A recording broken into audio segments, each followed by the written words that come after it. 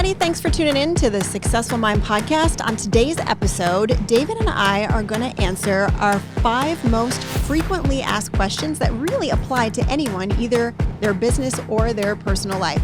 Give a listen and see if maybe one of your questions is answered. All right.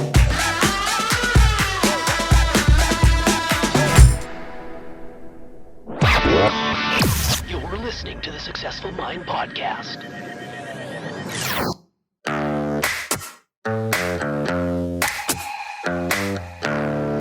Successful people learn how to make their minds work for them. We are Life is Now, and this is the Successful Mind podcast.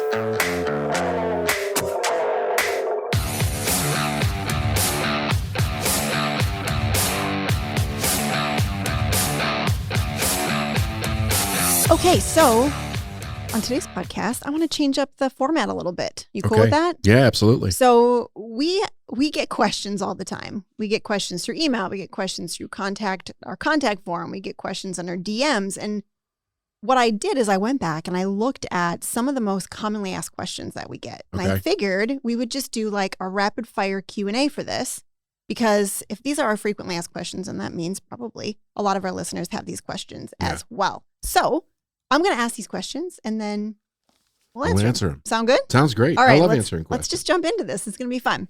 Okay, first question. My glasses on here. I have an alibi for that one. How can I? Here we go. Are you ready? Yeah, ready. All right. How can I tell the difference between my ego and my intuition? Oh, that's a good one. That is a question that we get a Constantly. lot. Yeah. So let me see if I can break this one down a little bit, because it's really an interesting thing. It's part of it is understanding the voices that are going on in your head. Mm-hmm. The ego is a component of voices that's a little bit mixed with you, but it also has a lot to do with the people from your past, because we build this outer shell that keeps us safe, based on the information that we were given as we were growing up. But what's interesting about this question, though, is that when we're thinking about the difference between the ego and the intuition, we're probably asking the question because we want to know what direction to take. Yeah.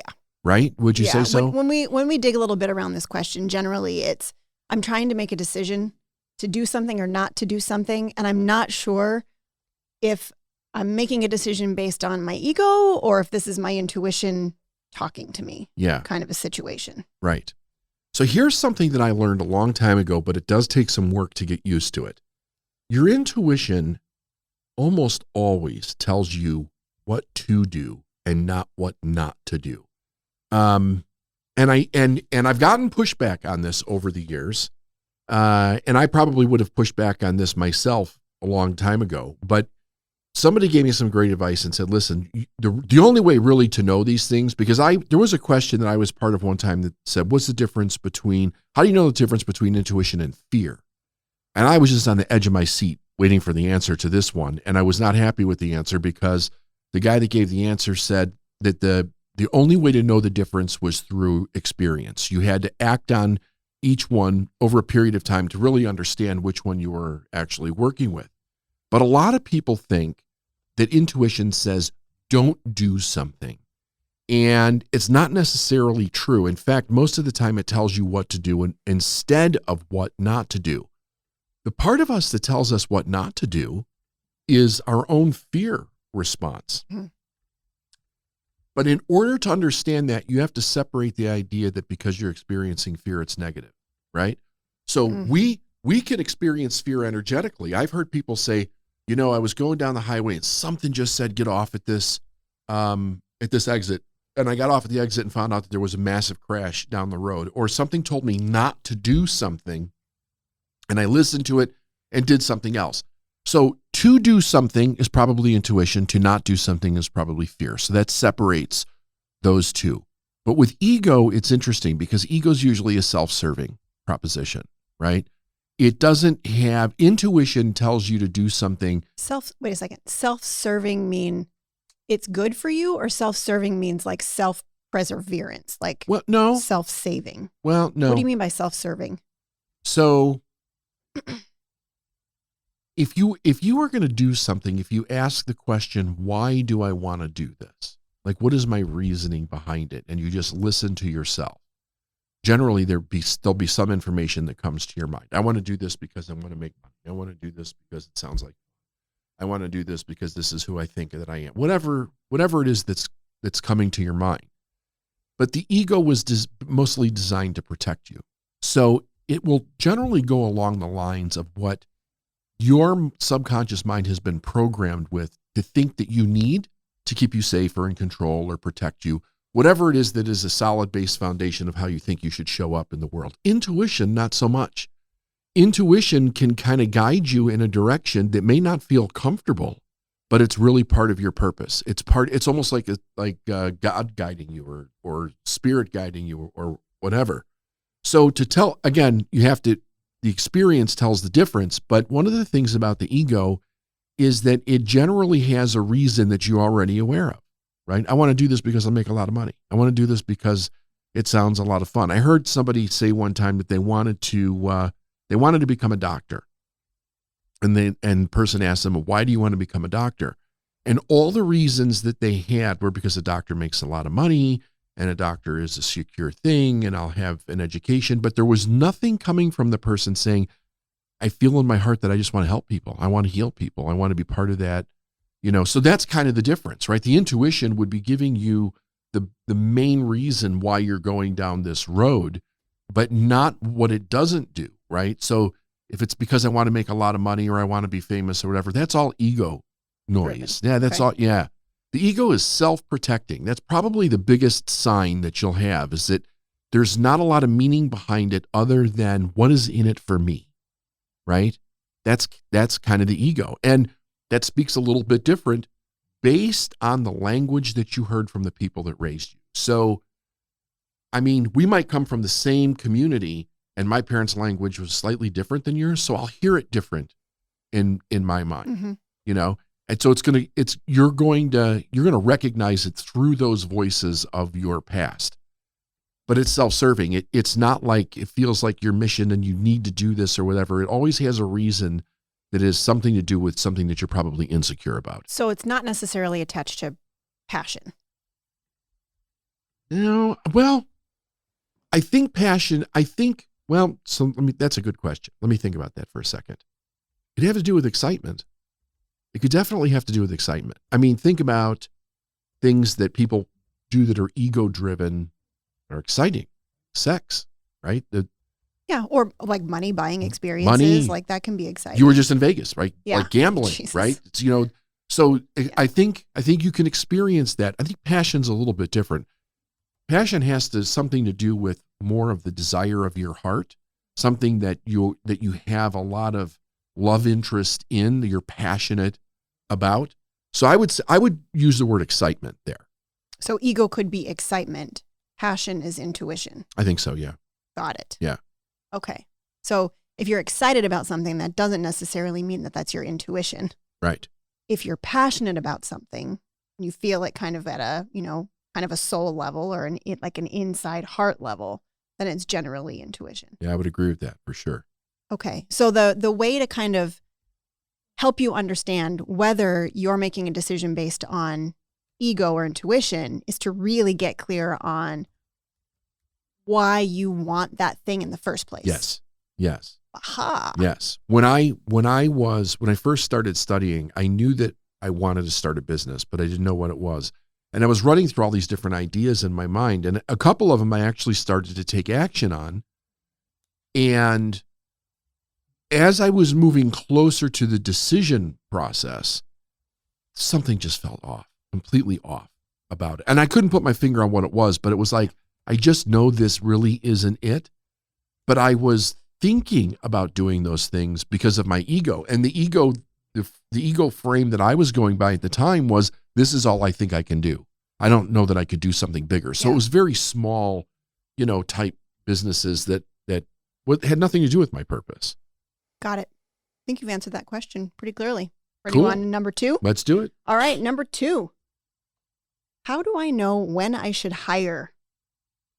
Oh, this is your wheelhouse right here. Oh, I get this question all the time. So it really depends on what your hire is. But I think every business owner at some point in the very beginning needs to hire immediately. You think about it as a math equation. There's just you. And if you're doing all the things in your business, you're not getting the most from your time. Think about every half an hour has a dollar sign attached to it. You're making a chunk of money, right? Let's say your business pays you, let's say $100,000 a year. And you work on average, the average person works about 2,000 hours per year. So you do the math, divide that up, and you're basically making $50 an hour. Okay. So if you're doing everything yourself, the question you should be asking yourself is, could I be paying someone less to do these things that I'm doing? So if what you're doing is not something that you'd pay someone $50 an hour to do, you shouldn't be doing it because your time is worth $50 an hour at that point. Does that make sense? That makes total sense. So if you're managing your own inbox, if you're managing your own calendar, if you're doing your own copywriting, if you're think of all the little things that you do as a beginning business owner. If you're making $100,000 a year and you're making $50 an hour, then you should be offloading those tasks to someone else so that you gain more time to do things that are worth $50 an hour or more. It's really a simple math equation. Now, let's say you're only making $30,000 a year in your business. You're making $15 an hour. Even at that rate, you could hire a part-time VA for $6 or $7 an hour and take all of those lower dollar tasks off your plate to free yourself up to make more money, therefore increasing your hourly rate. So that's how you know when you need to hire. You always want to start with an admin, a virtual assistant, an executive assistant. That should be everyone's first hire in any kind of business because those are the tasks that need to come off your plate first. So what about the idea hire in the direction that you want to go? Is that exactly what you're saying here? I mean, it's 100% in line with that. Like if you want to grow and scale your business, but you're going to hold on to all the lower dollar tasks, you're not making a decision based upon where you're going. You're making a decision based on fear and where you are right now, not wanting to pay someone to help you. So it's 100% in alignment with hiring based on the direction that you're going. Gotcha. Most people will say, most successful business owners will say that if you're thinking about hiring, you're already hiring too late. Oh, that's good. Like if you're sitting there wondering, well, should I hire this person? Or chances are you should have hired them like before.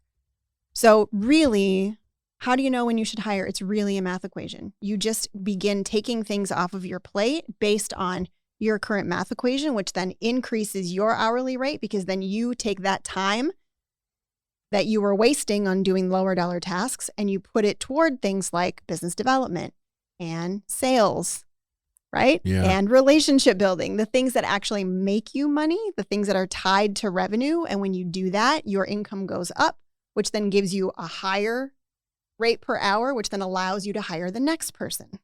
Okay. And it just builds on top of each other. That makes sense to me. Makes sense? Yeah. All right. Third question. How do I set a firm boundary with a family member? Okay. Let's see. Where do we want to start with this? First of all, let's say what a boundary does. A boundary really helps you maintain your value system and your standard in your life. So setting a boundary with somebody else stops another person from either abusing you or bullying you or doing anything that is not okay with you. Yeah. Actually, right? Kind of violates you, sort of. Yeah. Like, yeah. So the best, so here's the thing. I think that I learned a couple of things with boundaries that are very interesting. First of all, one of the things that I learned with boundaries that didn't necessarily feel so good, but there's a lot of truth to it, was somebody said to me one time that you cannot set a boundary. Like if you're not willing to walk away from the relationship, you can't set a boundary. And I was like, what? When I heard that, and they were like, seriously, well, think about it. And I started thinking about it and was right, because the idea with a boundary is saying, listen, I'm not going past this point. And if we go past this point, I need to rethink this relationship because this isn't working for me. So if you set a boundary with somebody who won't respect the boundary, you've got a real problem on your hands. And you have to reevaluate what you want to do with the relationship. I think that setting a boundary with another individual, now let's say you're setting a boundary with a healthy person, right? So a person who has the ability to respect the boundary. It's letting them know what your limit is as far as whatever the topic might be. So one time I was with a group of people and a person was really pushing somebody else's boundary. And this person stopped the conversation politely, but firmly said, I will not now, nor will I ever be interested in having this conversation. And it wasn't rude. It was just firm. It was letting the person know you need to stop right now because I'm not having this conversation with you now or ever, period. The person had overstepped the line in what they, kind of like projecting their personal beliefs into this other person's life. And it was going on and this person stopped it. And I learned something that day. Because I was not raised in an environment that set boundaries, right? So that was something that I had to learn over the years. And that one was a real learning point for me because I was like, that's what firm looks like without being too aggressive or abusive or anything like that.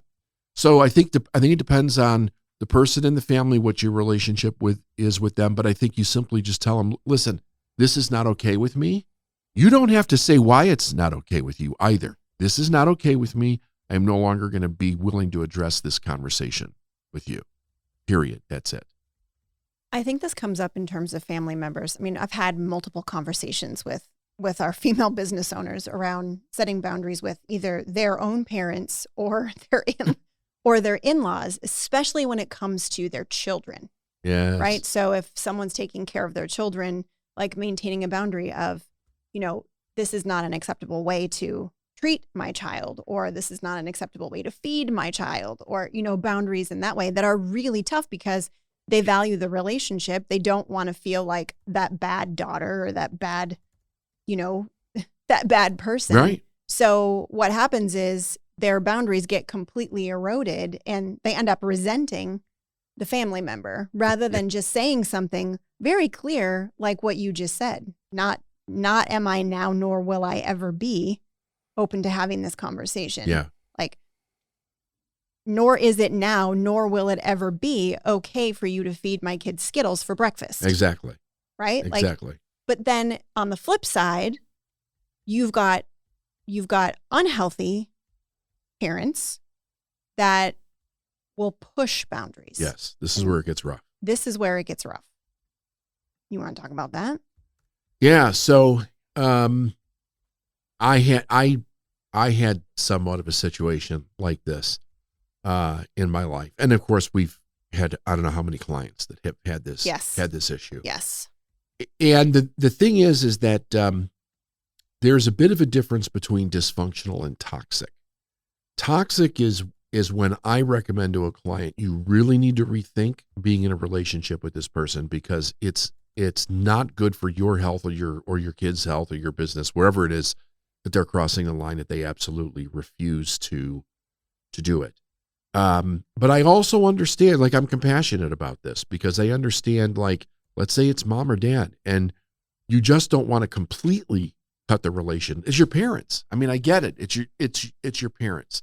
So I think you have to create a boundary with yourself. Like, how far am I willing to go in this relationship? And then there's different skill sets that you can learn. Proctor said one he used to repeat all the time. He would say, don't go as often and don't stay as long.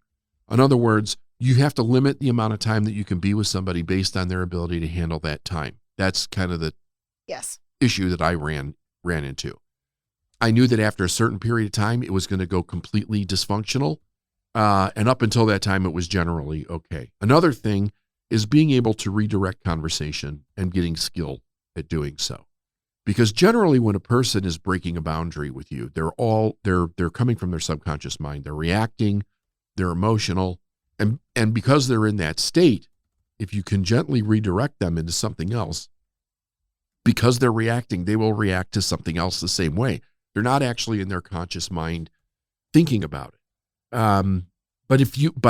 So there's three positions here. Number one, if it's toxic, my recommendation is that you really rethink how important this relationship is to you, because any time you spend with this person is detrimental. That's not good. That's not good, especially if your value in life is to grow and to try to get better, and you're trying to break out of old paradigms that you were with, or maybe you're trying to break out of trauma experiences that you had as a child. To put yourself back into those situations or to allow those people to be with your children is a dangerous thing. It's a really dangerous thing. Dysfunctional, everybody's a little bit dysfunctional.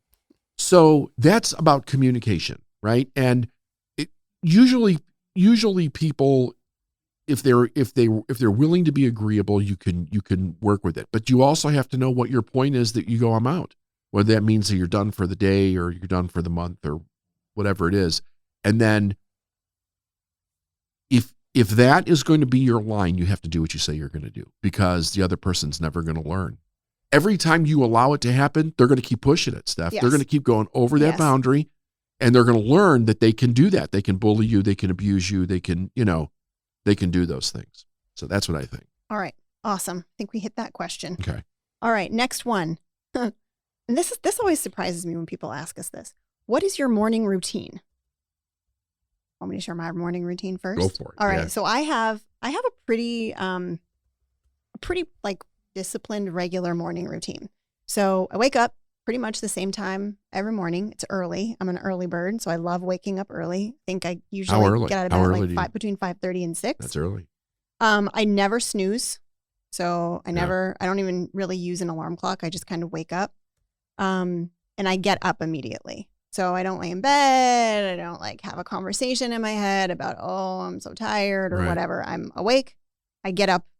I'm up and ready. I then right away get myself a drink of water.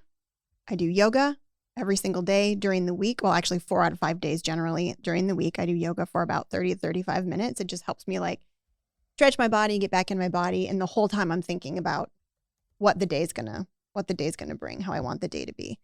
After yoga, I grab my cup of coffee and I sit down in the living room and I just sit in silence for about 20 to 30 minutes. I think some people would call that meditation. I've never been very good at quote unquote, good at meditation, because my mind likes to wander. But in the mornings when I sit with my coffee, I'll just sit and stare out the window, or I'll sit outside on our screened-in porch and I'll just think about how I want to show up during the day, what I want to get accomplished during the day, and then I push it to the future.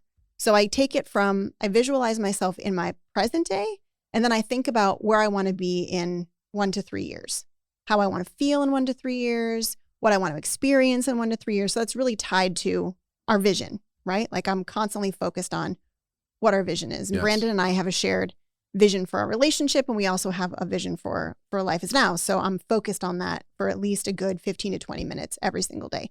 It seems a little crazy. Like Brandon will come downstairs from working on the Peloton or whatever, and I'll just be sitting there staring, like blank stare out the window. But to me, that's a super, super valuable time for me to get centered and focused on creating my day and also creating my future. And then from there, I go into just getting ready. So I go into taking a shower, listening. Sometimes I'll listen to music. Sometimes I'll listen to a podcast. I've been listening to more podcasts recently. So I'm like filling my head with positive stuff, getting myself ready for the day. And then we're out the door. And that's my morning routine. Cool. Mine's changed a little bit over the last couple of years because of our 1090 call that we have in the morning, which kind of incorporates my morning routine. So I'm like you. When I get up, when I wake up, I get up. No snooze. Don't look at my phone. I'm usually up before my alarm goes off. So I wake up, I get up. I usually make a cup of coffee. I sit there, for a little while with coffee, doing the same thing you're doing, just kind of thinking about how I want things to go. And then I start to get ready. And as I'm getting ready, I start thinking about, I may actually at this point put like an audio book on, and I start thinking about what I want to teach today, how I want to actually teach something, concepts, new ideas, whatever. Have a shower, get dressed. And then by that time, it's time to leave to come to the office. And then I get to the office and I finalize what I'm going to do in the morning, in our morning teaching at 9 a.m. So then after that, then I'm on that call and the day is on its way. Yeah. There are two things. One, I do not check my email in the morning. I do not. Yes, I pick up my phone and I check my texts, but only to see if I've gotten some kind of weird emergency text from my kids in the middle of the night. Like, that's the only reason I pick up my phone in the morning. And then 2, when I get to the office, the first thing I do is I think about my day, look at my tasks, and I write down the 3 most important things that I need to get done that day. That's my like little productivity hack, right? Because over the course of the day, there's potential for me to get bombarded by all different types of things, Just right? Like it happens. Like it's business, and in the position that I am, you know, there are things that happen that need my attention. That could be last minute things. So I always write down the 3 things that I need to get accomplished before I go home or before I go to bed at night. Because sometimes I'll finish work at home. Yeah. But that really helps keep me on track. It helps me think about what are my 3 main things today. Because how many times do you start work and you think you have any idea of what you want to get accomplished, and then it's 7:00 at night and you realize you didn't do that thing that was really important. Yes. Yeah. It happens. So I have a little like to-do notepad thing next to me, and I just write those 3 things down and I check them off when they get done. They're also in our project management software, but I like to have them sitting right in front of me on paper. I'm kind of old school that way. Yeah. Cool. All right. And the last question, this is a big one. I think that we get this question a lot in terms of relationships, and we get this question a lot in terms of hiring. So the question is, how do I get over my trust issues? This is an interesting question because trust issues start with you. And I didn't know that. I mean, I really did not understand that. I had a very different concept of trust several years ago, and then I came across that book, Trust by Alanya Van Zandt, which completely rearranged my mind around it. And then then it made a lot of sense. Like, oh, of course, well, if you can't trust yourself, how do you actually set up solid trust with anybody else? You don't actually know what it means to trust because you can't trust yourself. So that really rearranged how I was going to start doing things. So when somebody asked me this question today, I always talk to them first about how they manage trust with themselves. How well do they trust themselves? Because the concepts behind it and what it is that you need to do, you need to be able to do with yourself first so that you can understand what it even looks like in somebody else. Don't you agree with that? Yeah, it's funny because we got this question from one of our Elite Mind members. I remember this distinctly in one of our Q&As, and she was asking about trust. And you said something about, you know, are you a trustworthy person? And she popped on, and you were like, are you a trustworthy person? And she said, yes, I'm a very trustworthy person. If I tell someone I'm going to do something, I do it. And then I came on and I said, how many times do you tell yourself you're going to do something and you don't do it? And she got like stone silent. She's like, all the time. And I'm like, then you're not a trustworthy person.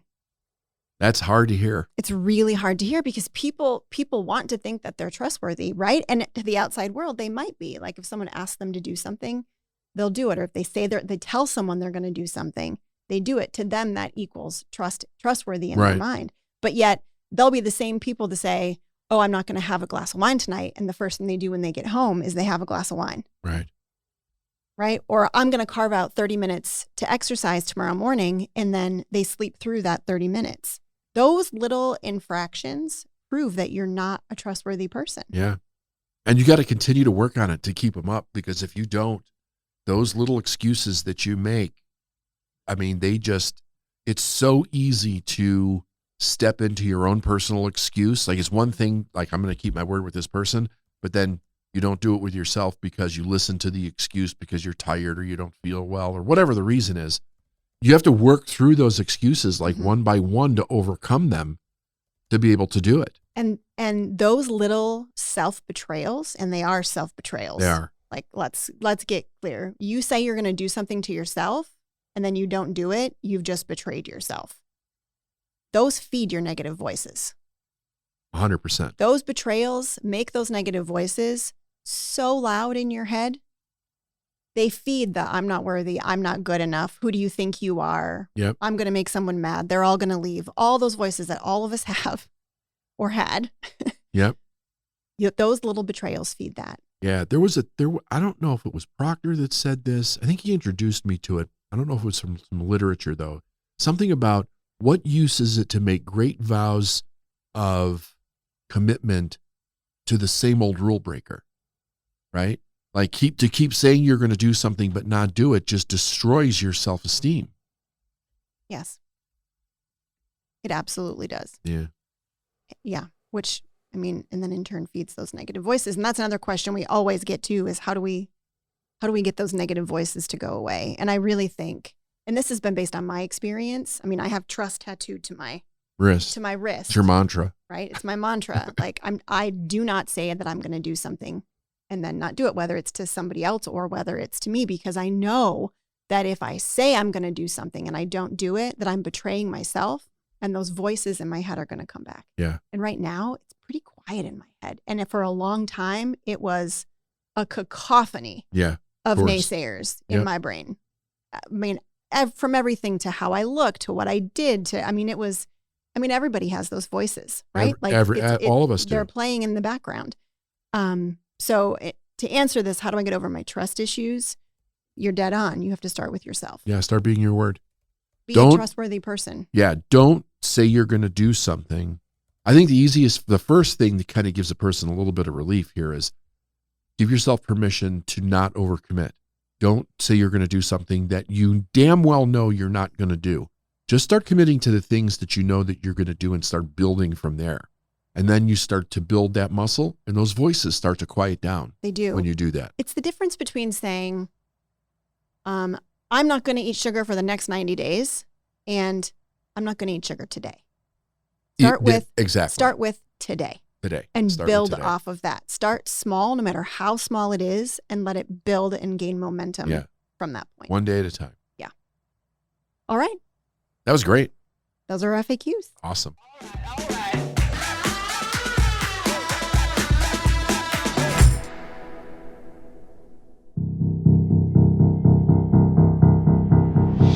Hey everybody, this is David Nagel with the Successful Mind Podcast. Thanks for listening, and we would love to know what your questions are. Send us your morning routine. Let us know if you have trouble having trust. Do you set good boundaries with your family? We would really be interested to know. You can DM us at @LifeIsNowInc on our Instagram account, and we can't wait to hear from you. Have a great day.